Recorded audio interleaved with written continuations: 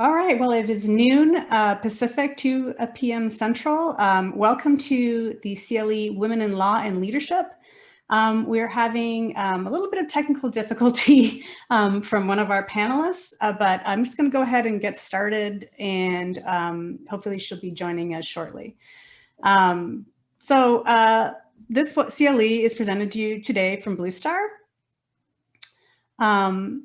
BlueStar is a litigation support company out of Chicago, a boutique firm, and we specialize in all sorts of e-discovery. It's hard when you get started and there's a little glitch. It kind of throws you off your game, but we're a concierge shop out of Chicago and servicing corporations and law firms throughout the United States, and specializing in Microsoft 365, litigation readiness, and data preservation.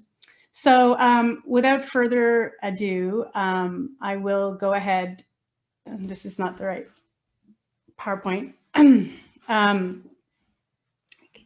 you stop sharing the screen, Deirdre?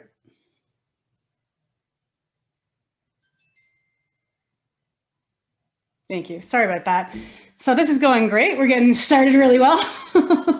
So today we're going to be, we are joined by 3 out of 4 wonderful women in law and leadership. And as you may know, during the CLE, we're going to be discussing, how they got to where they are today, tips on success, how to achieve success, and, any kind of advice that they can give us on how they have, achieved success in their field. And as you may know, although the numbers are growing, in 2019, only 1/3 of corporate counsel in the United States were women. And the goal of this webinar is really to help level the playing field and answer the question, how can we achieve more diversity in this field? And by doing so, in order to do this, we've got these 4 amazing, really talented female trailblazers here to kind of discuss their personal experiences and tips and tricks, basically. I think it's a wonderful opportunity for any woman in law looking to break into leadership positions in the corporate world to kind of garner some great information here and guidance.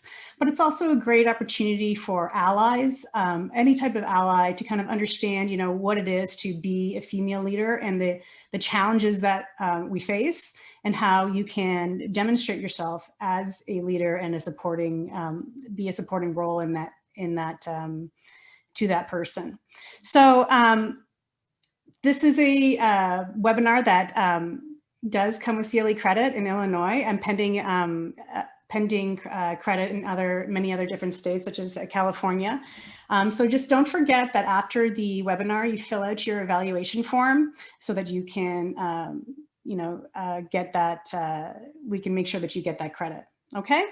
So without further ado, we're gonna go ahead and get started. I'm gonna introduce the panelists.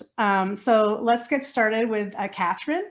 Katherine is Chief Legal Counsel for North America at De Laval. We have Christine. Christine, if you wanna wave. Lead Counsel for Motorola Solutions. Lenor, who is Senior Counsel for Global Litigation for the business known as Hitachi ABB Power Grids. And Claire should be joining us hopefully momentarily, and she is Senior Counsel for Global Litigation.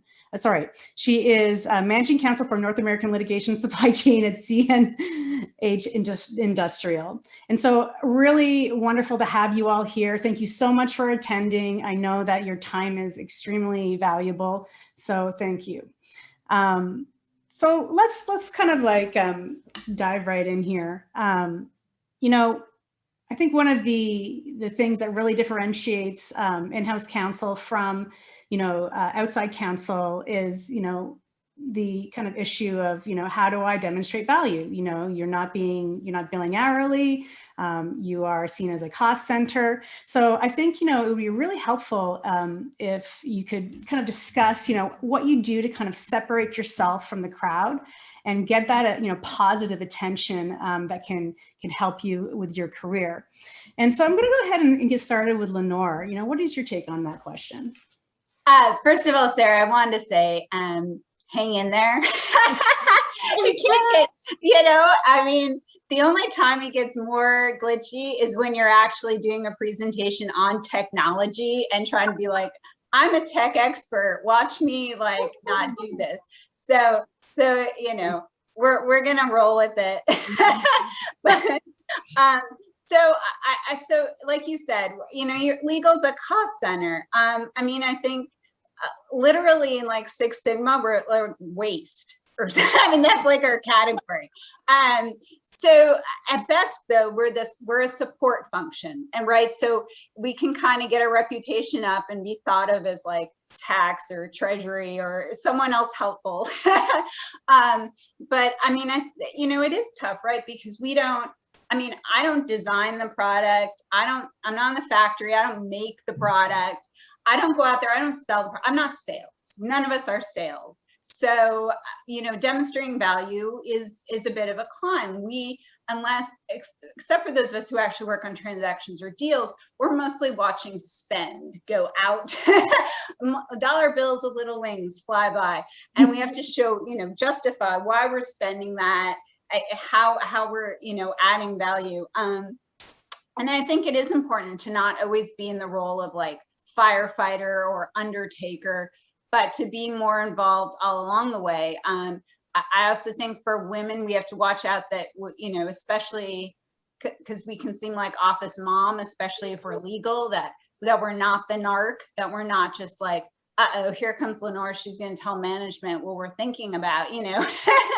So I think it's really making sure that we're embedded, you know, in the teams in other ways, not just as like, here comes legal. Absolutely. I mean, Christine, you know, what have you found as successful, like in trying to elevate the position, your position at your corporation? Well, I think Lenor hit the nail on the head, you know, when she said that you have to, you know, sort of, you know, build your reputation and embed yourself within the team, because you don't want people to only come to you when there's a fire to put out, or, you know, pull you in to clean up the mess. You know, you want to be engaged at the very beginning. And I think in order to do that, you have to build relationships and establish trust with your business partners. And that I've seen as, you know, a key to, you know, becoming an embedded member of the team and really feeling like you're a part of the process and not just that support person. Absolutely. And you know, how do you show that you're part of the team, Katherine? So I think what you have to do, and if you're in a position where you haven't already done this already, I'd recommend starting. And if you're starting in a new position, do it from the start. Ask to be involved in all of those meetings. Learn about, even where legal doesn't need to be there, take the time to spend the time in the sales meetings each quarter. Take the time to join the leadership team meetings where big strategic themes are being discussed. Make sure that you start to build the passion that your coworkers have for the business, so that, you know, you're no longer outside counsel who's dropping in to help with the matter. You become part of that core team. Your mission is the same as theirs. Yes, there are times where you have to say, this creates too much risk, I recommend against it. But that becomes a valuable voice when they know you're aligned on strategy, you're aligned on core objectives of the team. But the only way you can get there is if you know what they are. And you can glean that as, you know, the lawyer for the company sitting in your office, but you can learn it a lot better if you spend time with the actual teams doing things that don't necessarily involve the law. So it's really, do you find that there's certain lines of business that you are more important to align yourself with than others? Like, for instance, sales or IT, or, you know, what, from a corporate perspective, or is it all just the same across the board? I mean, I'm going to use a very sort of lawyer response and say it depends. So, I mean, I think it depends on what you're trying to achieve, right? So you know, I started at Motorola as a commercial attorney, and I think that experience really helped me learn a lot about what we did as a business. You know, what we make, who our customers are, you know, how we generate revenue. But then I transitioned into my current role, which is leading our labor and employment function. And you learn a whole different side of, you know, the business, and the business becomes the people, and the people that create the products and sell the products and, you know, do the work. So I think, you know, who you sort of align yourself with depends on, you know, what your goal is and what you hope to achieve. Yeah, and I'm a big proponent though of cross-functionality anyway. Like, there shouldn't be these silos where just one function or one aspect, you know, they just meet and talk, make a decision. Like, well, you know, we shouldn't be making legal decisions for the owner of the budget. That's not how this works. But the more that everyone's all in the same room, like the person who wants to spend the money, the person who's going to have to pay for it, the person who has to explain to the auditor why we spent that money on what, you know, and the more that we take the journey together and the fewer surprises there are, I think the more success in the end. It's funny, you know, when everyone's speaking here about, you know, demonstrating their value, you guys are really talking about the different teams within your organization. And you're not talking about perhaps the C-suite of your organization. You're really talking about, you know, the employees of the corporations. And I find that interesting. So, you know, when is it really like to show the employees like, hey, trust me, you know, I'm here for you? That is the most important thing to demonstrate value to? Or is it for your career, or is it to show it to the C-suite? I mean, when I first asked this question, I thought you would be talking about, you know, how you can measure your metrics and how you can show how much money you've saved the company and whatnot. But what the answer came from all of you was nothing like that at all. So what do you think about that? Well, I think there are companies out there who can help you figure out how much money you're saving the company, right? I mean, there are consultants who can help a big legal department with that. But at the end of the day, I think most sophisticated businesses understand the value of having an in-house counsel, even if it means that's going to cost the business some money. And so, of course, that's one side of it. Show them the metrics, show them how, you know, although you're a cost center, ultimately you're saving them money by helping them avoid risk. But to show them that you're a passionate team member, I think is also going to go a long way in showing them the value that you'll bring to the company. And whether you do that, I mean, I think it is important to do that with the C-suite. Absolutely. They've got to understand that. If you work for, I think in an ideal world, you'd work for a company with a very clear kind of strategy. There'd be some alignment sort of up and down the reporting chain on that strategy. And I think that you would demonstrate that you're aligned with that strategy too. And whether you're talking to, you know, someone who works at the plant level, or you're talking to your controller, that's got to be in the back of your mind. Of course, that's an ideal world. Not all companies are like that. But you can also, as an attorney in your company, you can start to kind of influence that as a cultural idea for your company too. I mean, we're influential people, even though we are cost centers, even though we are legal, even though we do say that's not a great idea, that creates too much risk, not infrequently. It sounds like that, you know, that value that you're bringing in and how you're demonstrating that is really about, you know, really kind of the backbone of that is trust with the different silos in your, or not silos, the different divisions of your company, you know, and is that really what the C-suite, did they notice that? Or is it the trust that from your colleagues and your teammates and the other divisions that really shows them like, hey, this person gets what is happening in the business? So more so than cost savings, and reducing risk, which is intangible at times and hard to measure. Is it that trust that really they notice? Yeah, but I also think it is the risk minimization, because you really can't stop things before they get big unless you have your ear to the ground and people are talking to you and they're confiding in you and they're telling you things and they're sending you emails and they're pulling you into meetings and all of that. Unless you're part of things as they move along, you are going to be stuck with a mop doing cleanup at the end, as opposed to heading off issues. And I know it's always hard to prove a negative. It's hard to be like, guess what, how many bad things didn't happen today, Right. but I think that does get noticed. It gets noticed if the results are there, in terms of, there haven't been a lot of, whatever your pain point is. There hasn't been a lot of litigation, or there hasn't been a lot of high dollar value litigation, or, whatever your metric is.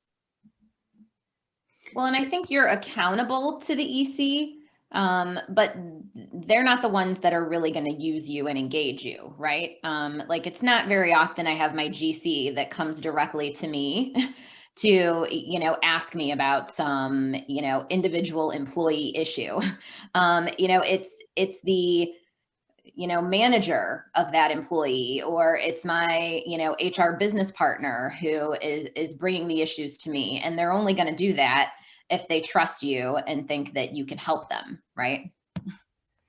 And we talked a little bit about this in prep, and I am a firm believer that without that basis of trust, it's very difficult to have those conflict conversations that we have to have every day as the company's lawyers. So it's worth investing that time to get that basis of trust, to make sure that you're comfortable having those conversations, the guy who trusts you is comfortable having those conversations, and you can actually have productive conversations within this conflict area.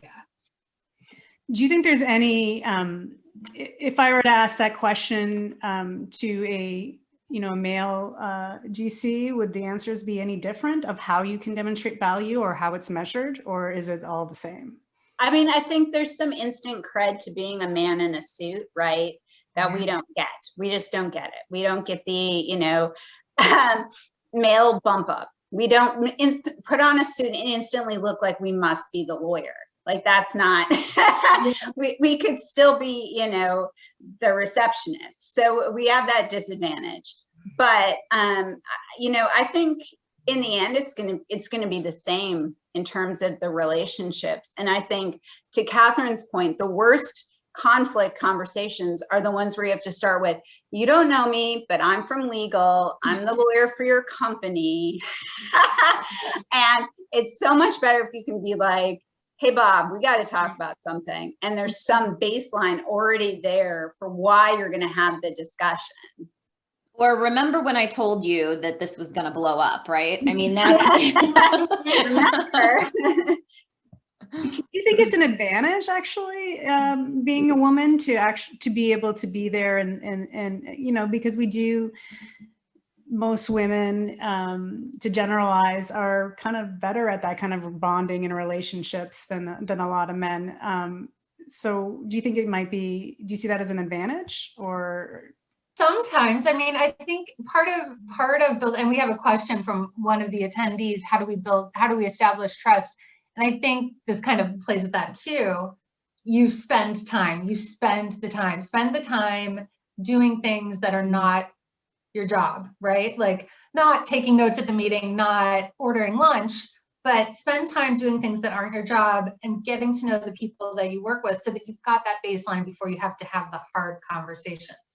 And I think as women, and this is, again, I appreciate that you said this, Sarah, because I agree with it. This is a total generalization, but we're really used to doing that, and we're really good at it. And we can, and which is not to say men aren't, but it's sort of a skill, that people-pleasing thing, that you can bend that a little bit to your advantage to start to build that trust. If you're savvy about it, if you're strategic about it, if you don't let yourself be taken advantage of, you can start to use the things that might be otherwise sort of more negative qualities to start becoming positives and help you be more successful. I think it's a really great point. You know, looking at the assets that you have, you know, from a personality perspective, from as a whole, a holistic view of yourself and who happens to be a woman, and say, you know, what do I do well, and how can I use these skills to kind of achieve that success in any field or in any venue. And, you know, Claire had mentioned, and I'm so sorry that she hasn't been able to join us yet, but, you know, her 2 points were really, you know, how do you gain trust? Be accessible. So accessible, show up, you know, answer calls, answer emails, you know, have that ability for people to kind of pick your brain. And she also mentioned, you know, be proactive. And, you know, what she meant by that was, you know, things like, let's maybe do some training sessions for, you know, the team. So there's a infamously interesting relationship between legal and IT. You know, maybe have some training sessions and explain to them, you know, this is why we do things. This is why discovery is important. This is why legal holds are important. This is the impact they have, and that kind of thing.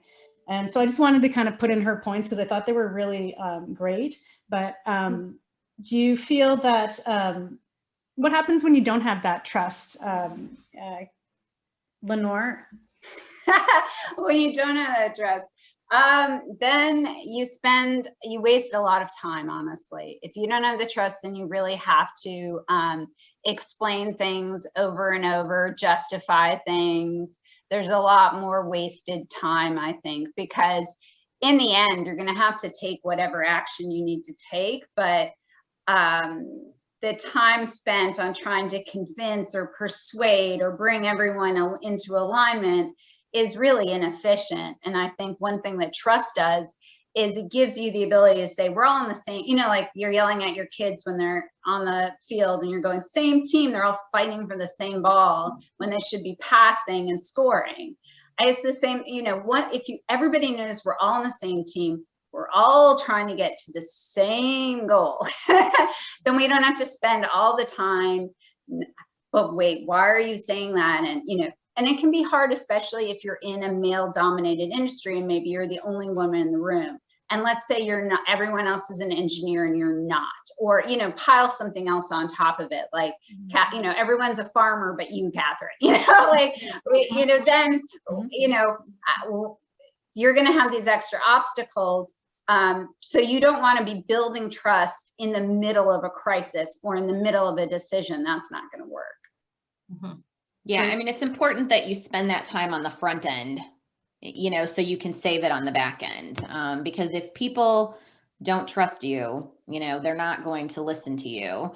And then they're not going to come to you again, you know, if there's an issue. So you need to invest on the front end, you know, to save you that time on the back end. So how many of you are mothers here? So I know Lenore is a mother because she took a call from the closet the other day so she could have. I live in a closet. That's how you know I must have children that I'm hiding from. So yeah. Right. I have my colleague Donna is often taking calls from like basically underneath the bed is almost what I would call it, underneath the bunk bed to kind of get some, you know, a quiet space where they won't be bothered. So I mean, it's definitely a struggle. And one of the this is not something we talked about when preparing for this panel, but there is a question here, and which I think is really important, is as a parent, a mother in particular, you know, especially during this pandemic when we're all at home and homeschooling, do you have any kind of tips for like, you know, balancing that work life, creating that work-life balance, but also kind of still progressing your career, especially when we're remote? So I would like kind of put that out to the group if anybody has any thoughts on that. Like, I'm sure you've all had your little struggles in the past year. I mean, it's challenging, and I'm expecting my, you know, I have 11-year-old twins, for them to arrive at home any moment from school. So I will apologize in advance for the interruption. But you know, I joked at the beginning of the pandemic that I don't work from home, that I live where I work, because, you know, the lines get very blurred when, you know, when we're so accessible because of technology. And, you know, many of us are in global roles where, you know, there is no 9 to 5. You know, there's calls, you know, at all times during the day, and you're expected to respond, and it's just the nature of the beast. And I think it's important that you do try and establish some sort of clear boundaries. You know, like I try not to schedule calls, you know, between like, you know, 5 and 7 o'clock. I'd rather be on a call late at night if I have to be on with, you know, my Asia Pacific colleagues, than, you know, super early in the morning, because, you know, I'm trying to get the kids off to school and, you know, it's chaos, right? So I think you try and establish, you know, some sort of clear boundaries very early on, so that you are able to kind of, you know, say, this is work time, this is, you know, personal time. And then I think you know, to the extent that you can, and, you know, I think it's much more, as we've all been doing this for a year now, it's much more acceptable for, you know, folks to hear dogs barking in the background, or, you know, the interruptions from the kids, than it may have used to have been, right? So, you know, don't apologize for that, even though I did just apologize for, but, you know, try and be gracious and understanding when that's happening to other people, and, you know, sort of model the behaviors. And then I think, you know, that people will see how you respond, and, you know, they may, you know, give you some grace when it's, you know, happening to you. But I think it's important just to set those boundaries early on, and, you know, really try and, you know, set aside some time, you know, for your family. Yeah, I think too, like a lot of people, you know, my age have had a lot of experience with like stealth parenting, where we pretend not to be parents and we're hiding it, and we're like secret parents. But it was part of a larger, you know, bad piece of advice that we got, to pretend not to be women.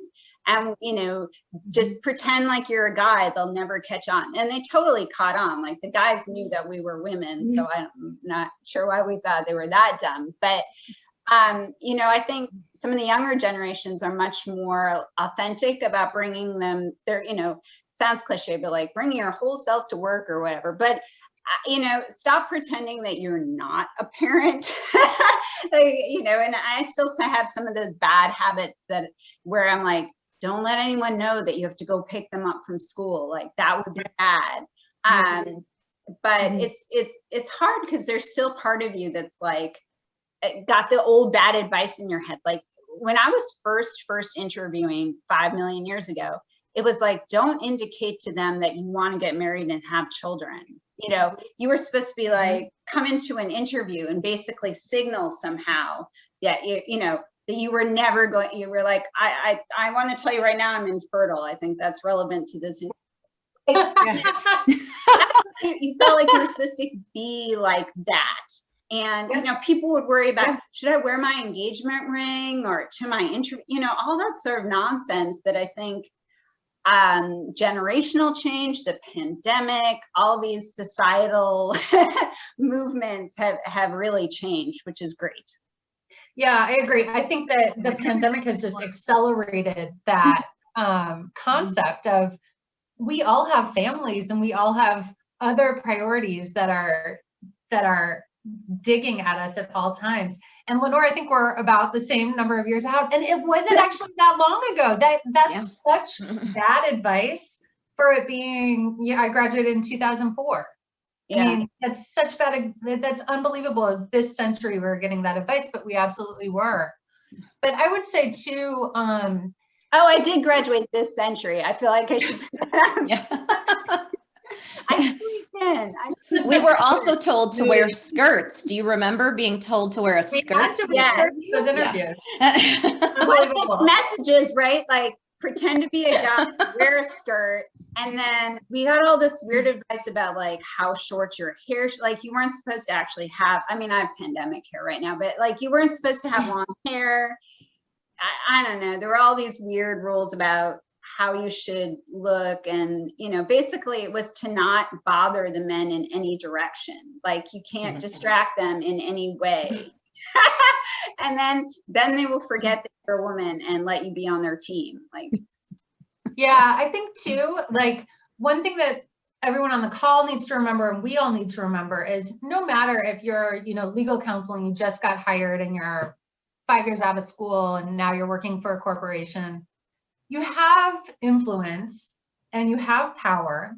And even if you don't have direct reports, you have people who you're working with and who are working around you, and you're working hard, you're doing a good job, you're an excellent lawyer. Start to normalize those kinds of things and start to talk to, if you're part of the leadership team, talk to the leadership team about how can we together normalize families and work-life balance and mental health.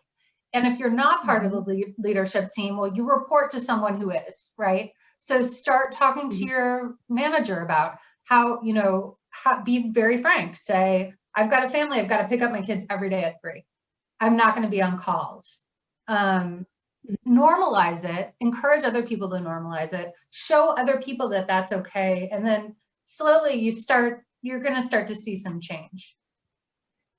You know, we discussed, you know, how you can kind of, you want to be at the table, you want to be accessible, you want to be talking to the different, you know, business units in your corporation. One of the things I think that, you know, is pretty common for a lot of women is the tendency to say yes to everything.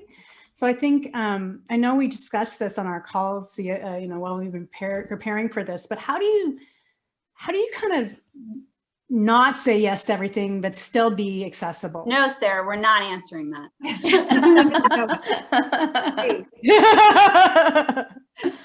I think it's the yes, but, or yes, and, you know, like I try and do that a lot.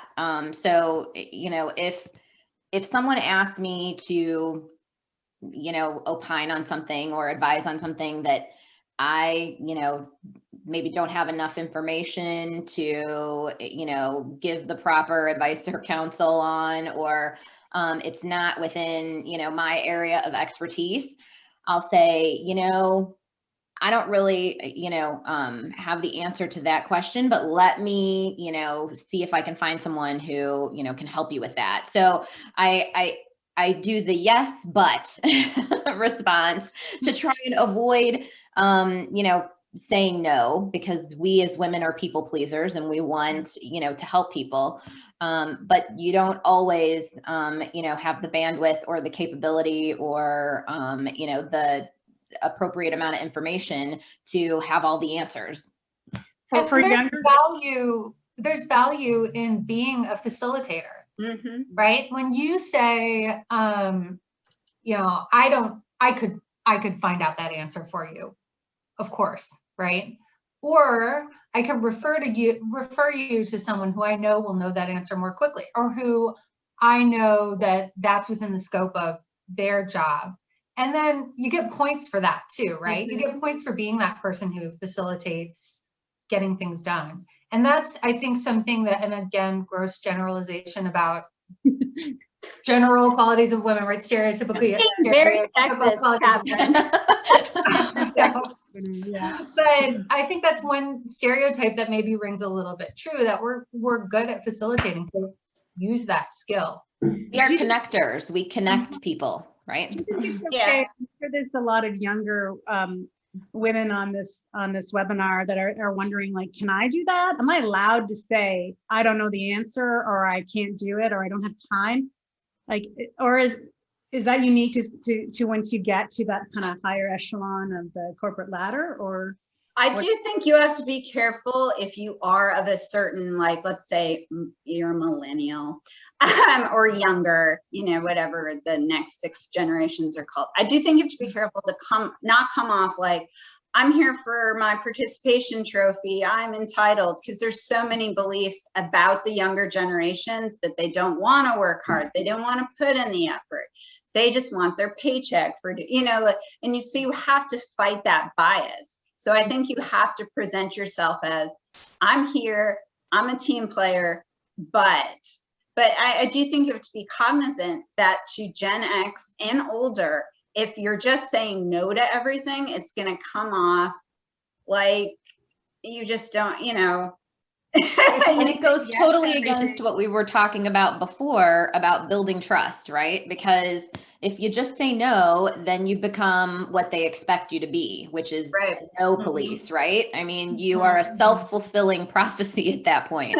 I definitely worry though that, you know, as people pleasers, too often we say yes though. So I think there's a really big balance there, and that's true in any field again. And I think for the younger women out there that are trying to kind of get into those leadership roles, it is not, one cannot just go, you know, as start off their career and expect to get the same type of trust and respect that you would at your level. I mean, this is something that you've worked for decades. And so I think it's important that you know, we talked a lot about how do you kind of get there? How do you know how to act, you know? And a lot of that is, you know, what the panel suggested was, you know, emulate, look for somebody in the organization that you think, wow, you know, I want to be where she is. How do I get there? And emulate. And even, you know, I would ask you as a panel, how open are you to mentorship? And if you are, how can they find these mentors, you know? I mean, I'm very open. I've mentored, you know, several younger colleagues, and both male and female. And, you know, and I've had mentors who, you know, are both male and female. You know, my former boss, who was in this role before me, was sort of my unofficial mentor. And, you know, depending on what industry you're in, you know, what your, you know, C-suite looks like, you may not have female leaders to look up to or emulate. It's okay to, you know, find men, you know, that you admire and that, you know, you seek out as mentors. So I think mentorship is extremely important.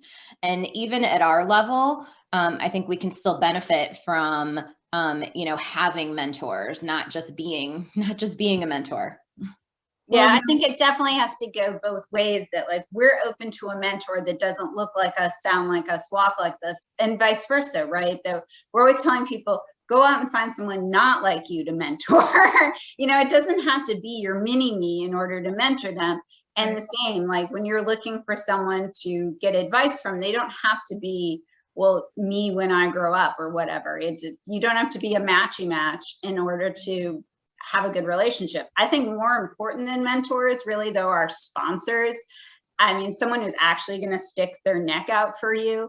And how do you get one of those people, you know, who in the meeting, when someone says some stray negative thing about you, comes into your defense and risks their reputation to defend your reputation? I mean, that's again going to be building trust, building relationships, putting in the time. You know, we keep talking about these same concepts. And that's how you find someone who's going to actually advocate for you.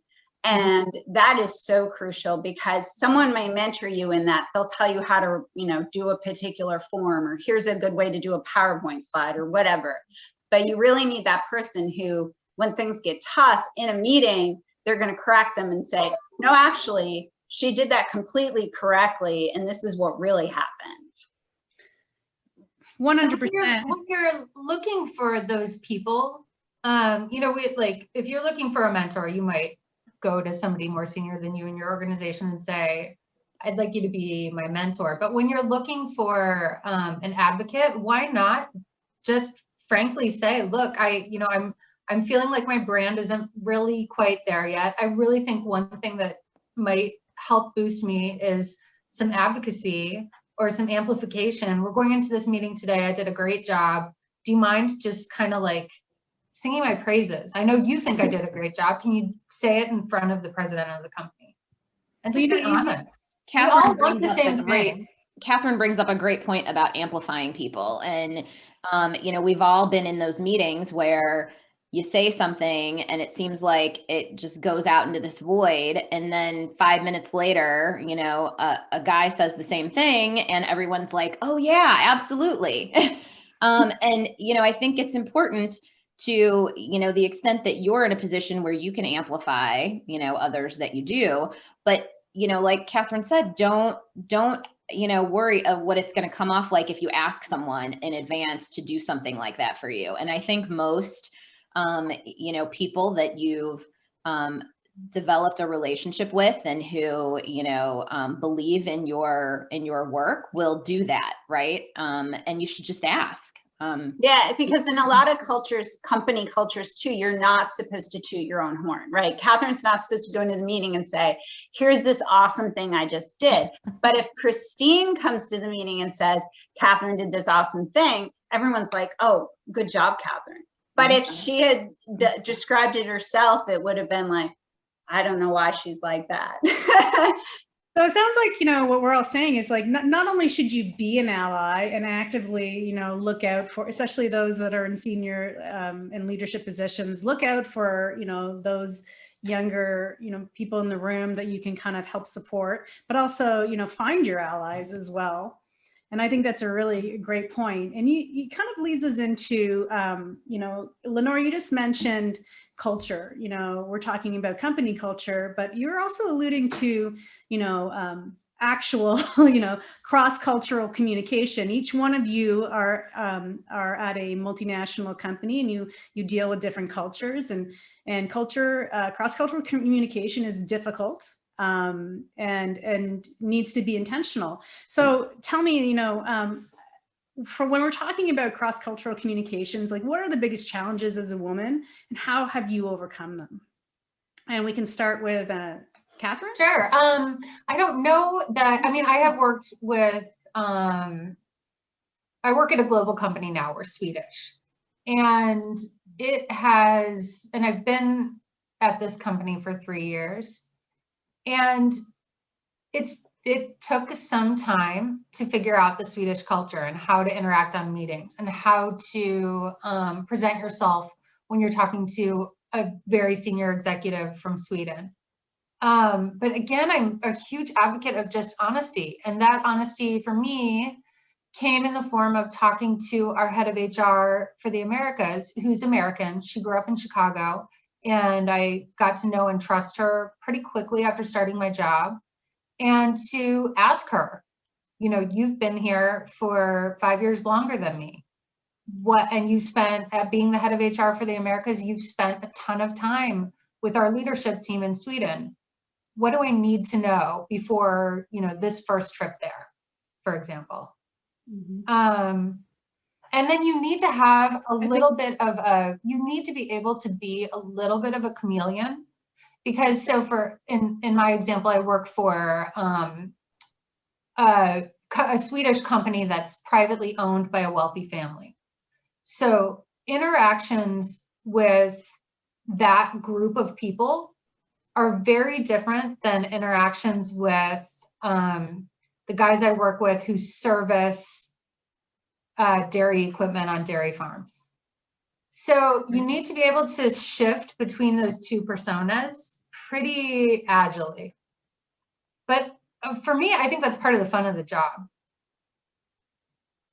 It sounds like you're talking about, again, you know, you're finding that ally, that you know, person where that you can trust, where you're not afraid to ask questions. And so they're being to you as you are being to others as well. So it's that trust for each other. You give it, you're going to get it back. It sounds like what you're saying. And if you find someone, if you're going to Indonesia per se, you know, ask your Indonesian friend, you know, colleague, you know, hey, I'm coming over. What should I know? you know, what should I do and not do? Like, you know, and they'll say, you know, don't wave at anybody with your left hand, for instance, you know, so there's a lot of great things there. What other, are there any other kind of tips you have for that kind of global global kind of interaction and cross-cultural communication? Yeah, sometimes I think you have to lean into it. It depends on your audience. I feel like everything we say depends on your audience, but you know, I also don't think that you can hide from being American. Like, it's another thing I can't pretend not to be. And I never thought I was super American until you start getting on these phone calls or you go to meetings and you feel like you're wearing like a fanny pack and taking, you know, pictures of the Eiffel Tower. You know, you're just like, oh, I'm so American. Like, I was so loud. I was, you know, I kept trying to be funny, like all the things, all the sort of tics that I have that I thought were my personality, are just like, everyone's like, you're so American because you smile and you make too many jokes and you know, you're too loud. But I think though, you know, with the different audiences, sometimes you just got to not start talking right away. Just sit back and observe. It's like double dutch, like give the rope some time to spin and see what the situation is. Are people cracking jokes? Are people being dead serious? Are people cracking jokes, but they're really like sophisticated, dry jokes, and they are being funny, but you got to listen for where the, you know, where the joke is, right? So you got to give it a, you know, observe and then jump in. I think that's some great points. And it all sounds a lot like, you know, from what you've all said today, it's all, you're very intentional about, you know, as Katherine said, your brand. So, you know, are you actually actively going out and saying, okay, this is the person that I want to present to these different, you know, audiences, if you will? Do you actually think about that? And if so, like, how do you even, like, how do you get to where you want to be? Do you do any like personal coaching or anything like that? Or I do think about my audience, but I don't think about changing my personality. You know, it's more just about the way that you present to different groups of people. And, you know, I think you bring up the idea of a coach, and, you know, I think that is something that a coach can really help you with. You know, one of the things that, you know, I've used a coach, and I used her for a very specific purpose because I had received some pretty tough feedback that my style was a little too relaxed. I didn't have the executive presence. And, you know, I had always felt like my relaxed style is what made me approachable and made people want to come and talk to me. And that is the case. And that works great for, you know, your business partners, but not for the EC, right? So, you know, I think it's about knowing your audience and, you know, being conscious of the way that you present yourself, but still being authentic. Totally. Yeah, taking some time to really develop your self-awareness is never a bad thing. And then asking people too, you know, don't wait for someone to tell you, you know, you're not doing this or this right. Ask those trusted people. And I would add too, like, I guess I keep saying that, but if you're working at an organization where you don't have those kinds of trusted colleagues, then start looking for another job, because why work at a place where you don't have people you can confide in like that? Well, and take the feedback when it's given too. You know, I could have, like, you know, took that feedback and sort of slinked away and, like, you know, woe is me, like, what am I going to do? You know, or why should I change myself, and got really defensive about it. But I took the feedback and I said, okay, I'm going to work on that. And I made a very conscious decision to, you know, do that and do that work and put in the time. I think it's really difficult for people to hear criticism. And most of the time, the criticism well, not most of the time, but a lot of time the criticism is meant to be, constructive. And it's very hard to take that, especially as women. And I think that any woman could listening on the call, even if this might not apply to them, they should know that it applies to many other women out there, is that we're constantly criticizing ourselves, you shouldn't be here, you're fake, that kind of thing. Not so much, but I mean, we are, this is something that is pretty common for women, especially when we're in uncomfortable situations or new situations. So, what I would say, and I'm going to ask you guys the same question, for me, if I were to give some advice to people starting out in my field, in litigation technology or in software, I would say, get out of your own way, stop listening to the critic in your head, if you don't know something, learn it. You can learn it. You can ask questions. Like people aren't sitting there all day judging you. They don't have time for that. That's your job to do to yourself. So try to get out of your own way. And because I really find that, especially with women, it's really one of their biggest hurdles to overcome. So I would like to kind of like go around and ask you.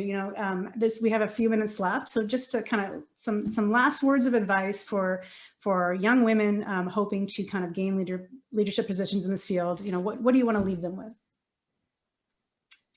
Who would like to go first?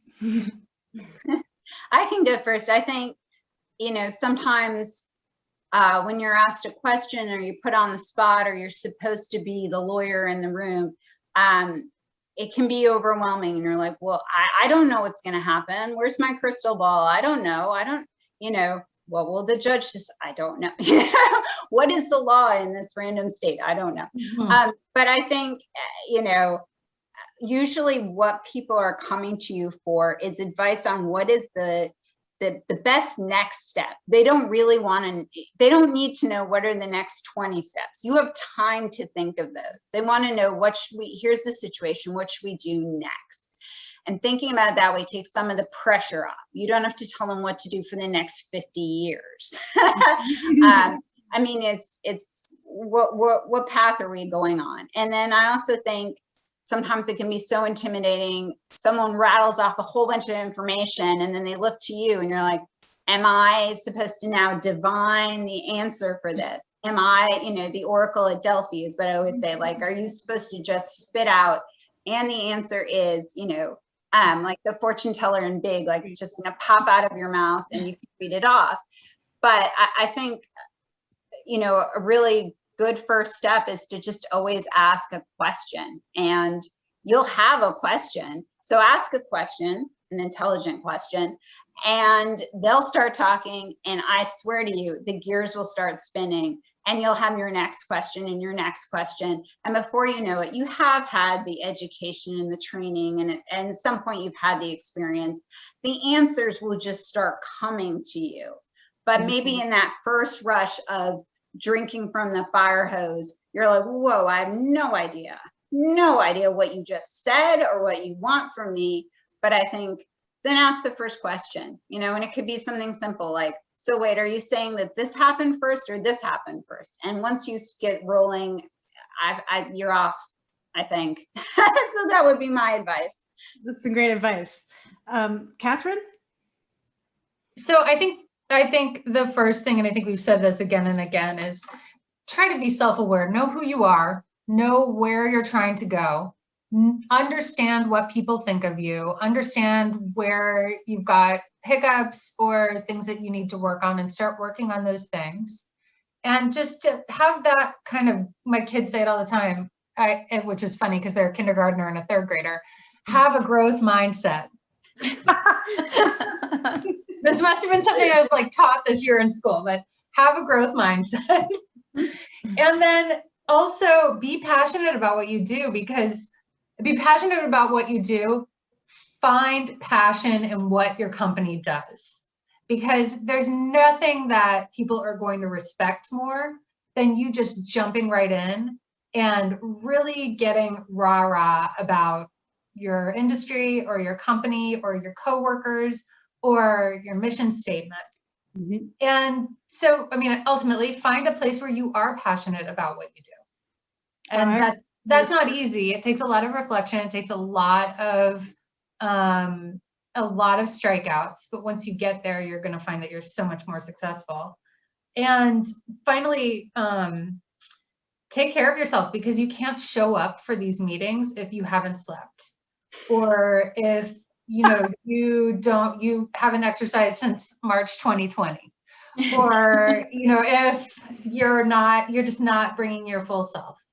So even in these difficult times, try to do the things that you need to do to take care of yourself, because you'll be so much more successful. It's so much easier to have hard conversations when you've had a good night's sleep. That's absolutely true. All right, Christine, we're gonna end on your words. Sure, no pressure there. Yeah, I mean, I would say, forget about that fear. You talk about being afraid, that you're not worthy or that you don't have all the right answers, and you got to let that go. And don't be afraid to be uncomfortable. We grow when we're uncomfortable. So if you are in a role where, it's getting stale, don't be afraid to make a change or ask for more. And if it's something that you've never done before, or that you're, not sure about, there's a lot of, a lot that you can learn about yourself by taking on new challenges, even if you find that you don't like it, right? Because, it's just as important to understand what you don't like as it is to find that thing that, really clicks and that you're really passionate about. So take chances and, let go of that fear. I mean, these are all just wonderful words of advice, and I think they apply to many different disciplines, to be honest. And so I just want to, first of all, just say thank you to you all for being here. I think that it's you are trailblazers in your field, and having some guidance from you is just a wonderful thing for a lot of young attorneys. So thank you so much. And I wanted to say thanks again to all of our audience for showing up and participating. We've had a lot of participation in the Q&A and in the chats. And so I would just like to say, if you have any questions or want to follow up at all, you can find us on LinkedIn. And also, if you make sure you get that CLE credit, so please, you're going to be receiving an evaluation form at the end of this webinar. Just make sure you fill that out so that you get the credits that you deserve. So thanks again for participating. We're going to be doing another event probably in the next month or so in the same series, and I hope to see you all there. All right, take care and have a great day. Thank you. Thanks, everyone.